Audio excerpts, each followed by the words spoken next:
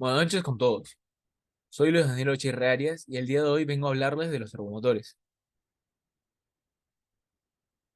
Sabemos que la electrónica hoy en día está presente en todas partes, donde cada componente de un sistema o de un circuito está diseñado para realizar una función en específico.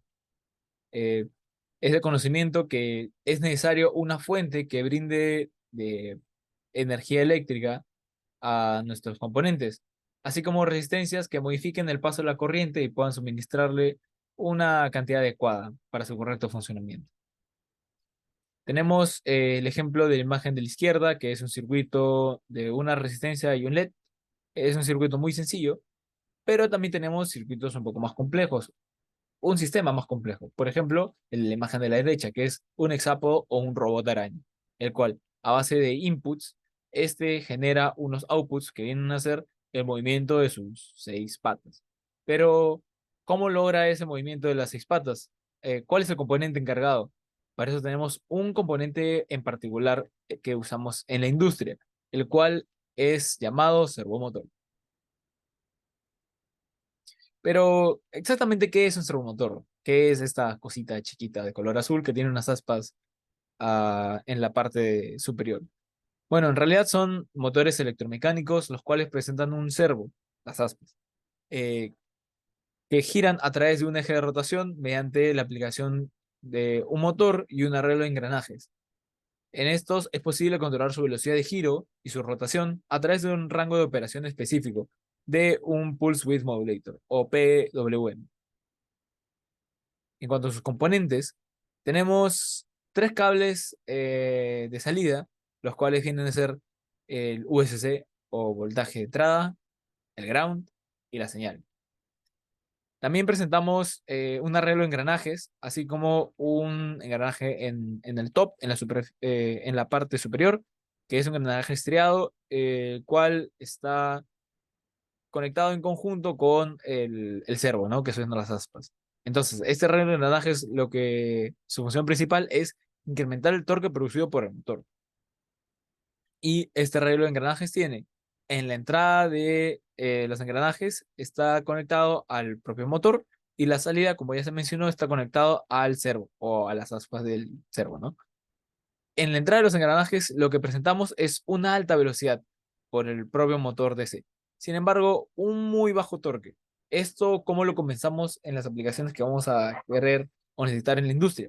Bueno, que gracias a este arreglo de engranajes es que podemos reducir la velocidad al final en las aspas del servo, pero a su vez aumentando el torque. Y eso es justamente lo que se desea. También presentamos una tarjeta de control, el cual se encarga de la rotación del motor y su sentido de giro, así como un potenciómetro, el cual va soldado a la placa y en base al valor de las resistencias, debido al giro, es posible medir su voltaje y poder compararlo con su posición inicial. Ahora, el funcionamiento. ¿Cómo funciona? La señal entra a la placa de los servos y es convertida en un voltaje. Esta pasa a través de un comparador y la salida de este entra al controlador del motor, el cual controla la rotación del motor DC. Este utiliza un circuito interno a base de puentes H para poder controlar la dirección de rotación, ya sea en horario o en sentido antihorario. Una vez el motor gira, los engranajes también, y el potenciómetro conectado al eje de rotación de salida en el servo. Va a variar su resistencia. Tenemos que se controla, como ya se mencionó, a pulsos, los cuales son enviados cada 20 milisegundos, lo cual genera un periodo de 50 Hz o de que en un segundo se encuentren 50 pulsos.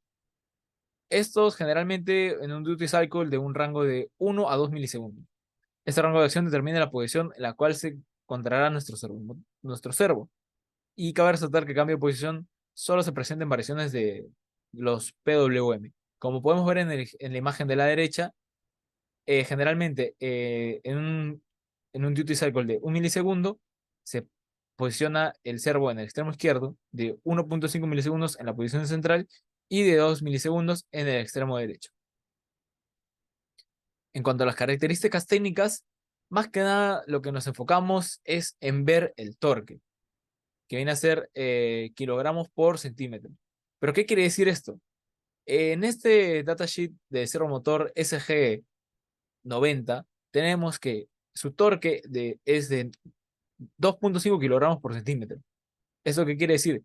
Que del eje de rotación o el eje de giro va a poder aguantar 2,5 kilogramos de carga por cada centímetro. Eso se puede evidenciar mejor con esta gráfica que tenemos aquí abajo a la derecha, que en este caso es de 25 kilos por centímetro. Entonces, que a 2 centímetros va a poder aguantar máximo 12,5 kilogramos y así sucesivamente. En cuanto a los tipos, tenemos que estos se diferencian en base a si es un servomotor analógico o si es un servomotor digital. Y si es que el servo es de rotación continua o es un servo de giro limitado. De rotación continua quiere decir que puede servir para variar la posición del servo y su velocidad. Mientras que en el servo de rango de giro limitado, tenemos que su rotación es simplemente de 0 a 180 grados. Disponibilidad.